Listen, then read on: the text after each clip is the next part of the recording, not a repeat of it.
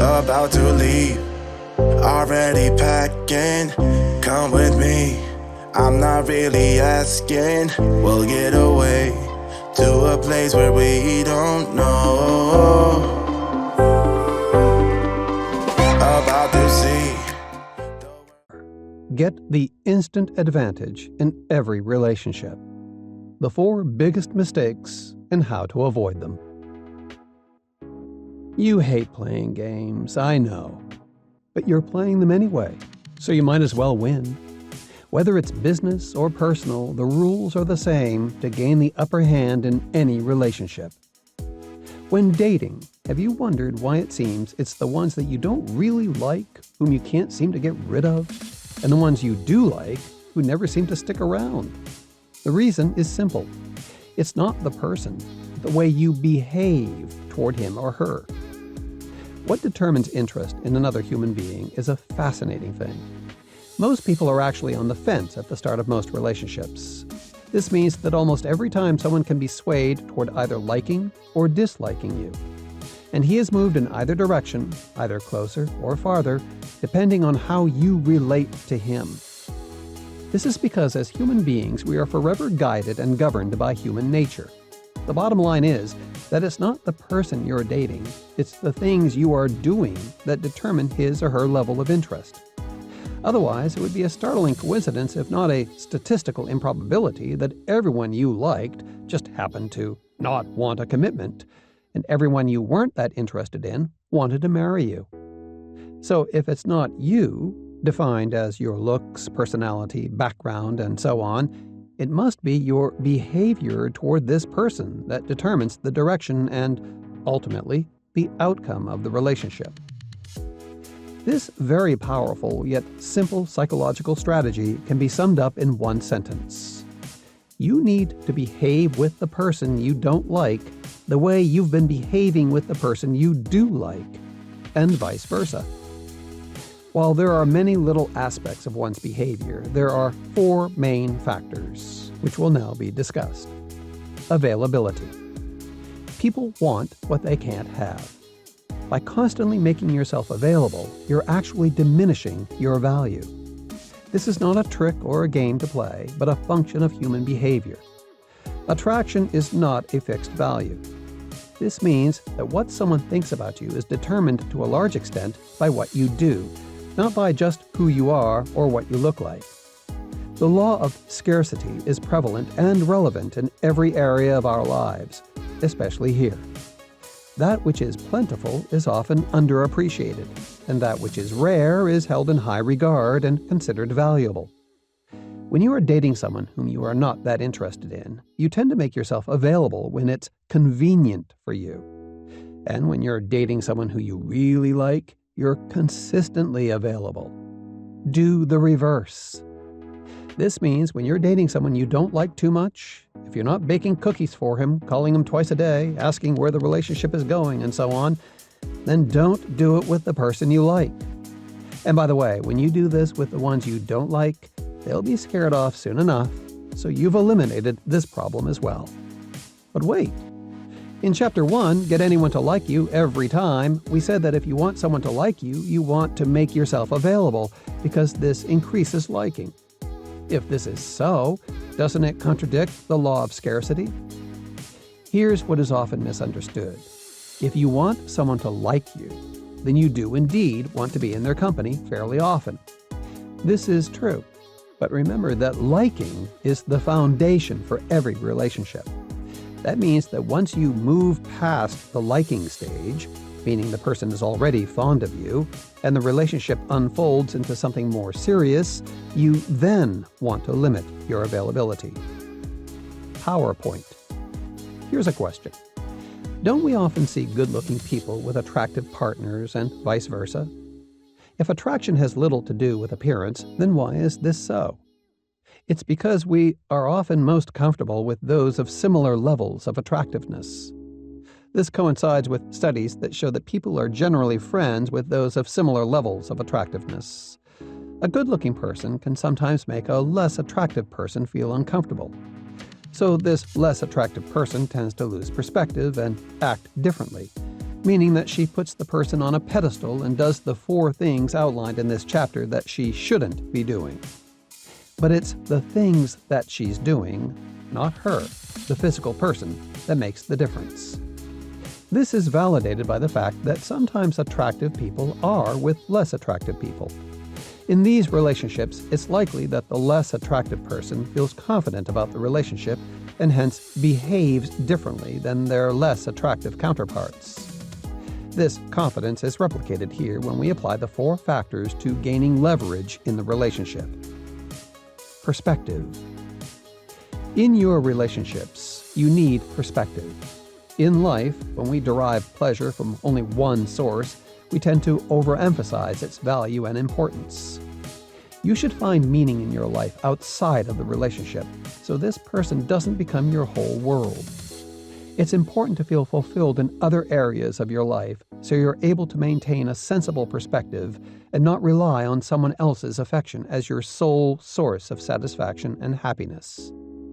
When you're dating someone you're not too interested in, you have plenty of perspective because you're not thinking, "This is the only person for me. If I don't have him, my world is over." You're thinking, "All right, let's see what happens. Maybe he'll grow on me and maybe he won't." And it's precisely that mentality that translates into the best attitude. And it's this attitude and your corresponding behavior that actually make you more attractive. Passion. Here's the crux of how and why relationships work or fail. Simply, you can't appreciate what you take for granted. This is essentially why people, in general, become unhappy in their own lives. They always want more, but are never grateful for what they have. And if you are not grateful for what you have, you will begin to take it for granted. And when you do this, you no longer appreciate it. And when you don't appreciate something, it holds no enjoyment for you. The same holds true for relationships. If someone takes you for granted, he or she will not appreciate you and will begin to look for someone else. Similarly, if you went to the doctor and were told that you might lose your hearing, you would probably develop a renewed appreciation for sound. Our gratitude lies in being reminded that we should not take these things for granted. And you don't take for granted what you believe can be taken away from you at any time. Similarly, if the object of your affections is a bit insecure with the relationship, meaning there is an element of doubt, then his or her lack of confidence will not lead to arrogance and ingratitude. You must create an element of uncertainty, or you will lose the passion that drives the relationship. PowerPoint. Since it's possible for someone to be taken away from us at any time, by accident, by illness, why do you have to create more doubt? If you're in love, you don't. This is for those who are not yet at that stage, for whom we artificially and temporarily create the same atmosphere of uncertainty. Again, without some doubt, there is the feeling that you will always be there. Then he no longer sees how great you are and loses appreciation for you. He begins to take you for granted and the passion dies. But you, in your relationship, can within a second reignite the passion and turn the relationship around by introducing an element of doubt. Passion is extinguished when there is no doubt, because when there's no doubt, you will be taken for granted. Just as in the previous example of going to the doctor, you never gave your hearing a second thought until you thought that it might not be there. When doubt is introduced into the equation, it changes your perspective. I cannot stress this enough. You will be taken for granted and not appreciated, and the passion will go out of the relationship if all elements of doubt are removed. Unfortunately, when we are insecure about a relationship, we harm it further by being clingier because we need reassurance. But in doing so, you reinforce that you are forever his and remove in his mind any doubt that you might not always be there. And then passion is extinguished.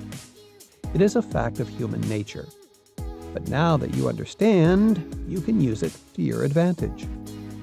Remember that this and the other factors in this chapter are not ideas or tricks that work sometimes. These are laws that dictate human behavior. If you use them and operate within these parameters, you can succeed at gaining complete leverage in any relationship. But finally, make sure that you don't make the mistake that most do when it comes to how you make them feel. PowerPoint. Why can't I have an open, honest, and trusting relationship? You can, of course, but you have to wait until you are in love with each other. And here's why. The previous 3 tactics are ego-based and are designed to get you to this point, but should be discontinued so that you can move on to a mature and lasting relationship. Briefly, love is the absence of ego or the I. And once love takes root, the dynamics of the relationship change so that the more the person is available and the more he does for you, the more you love him. As far as passion goes, you need only introduce some uncertainty should you feel that you are being taken for granted. How you make them feel. A person likes you based on how you make her feel about herself. This doesn't contradict the previous PowerPoint. You should still maintain that behavior regarding your attitude and availability, but you do want to treat the person well. It is bad advice, though often given, that you don't want to build up someone's confidence and be overly flattering and complimentary, because then she will know that you like her and back off. To a degree, we know this can be true because when someone likes us, while we are flattered, we can find ourselves less interested in that person. This reaction comes courtesy of the rule that says, we want what we can't have and want more of that which we have to work for. Simply, if it falls in our laps, we tend to have less appreciation for it. But herein lies the crucial difference between being attentive and kind versus telling her that she is your entire world and the only person for you. Because, as we talked about, this removes doubt and begins to erode the passion. The former is more objective and has to do primarily with her. The latter involves your relationship and invokes the rule of scarcity. Notice the crucial difference between saying how much you like this person, which makes you lose leverage, and telling her that she is a likable and great person. Merely stating that somebody is terrific makes her feel great and makes you look great. It's a winning combination because it's only the confident person who tells another how wonderful and terrific she is. And we like confident and secure people. The distinction is often blurred and we end up trying to play it cool and not wanting to show our hand. This accomplishes little and creates a cold and uncomfortable atmosphere. But lavishing this person with objective praise shows you in the best and most confident light and makes her feel great. Again, you want to let her know that you think she's great, but not that she is your whole world and that you can't live without her. The fastest way to lose leverage and to lose someone that you like is to do the opposite of the preceding strategy. That means making yourself completely available, having no perspective, removing all doubt, and being uncomplimentary. Do this, and you can be sure that you'll be back dating someone whom you don't like very much. And he'll stick around because you'll do all the right things. Strategy review. People want what they can't have, and they want more of what they have to work for. If you are easy to come, then you may be easy to let go. If you have an unbalanced life, you will have a distorted view of the relationship. Balance gives you perspective, and perspective allows you to make better decisions in the relationship. When all doubt is removed, the person will take you for granted. Introduce an element of uncertainty to instantly reignite the passion. A person likes you based, in part, on how you make her feel about herself. Make her feel good, and she will feel good about you. Listen through the tactics in the following chapter to round out your overall strategy.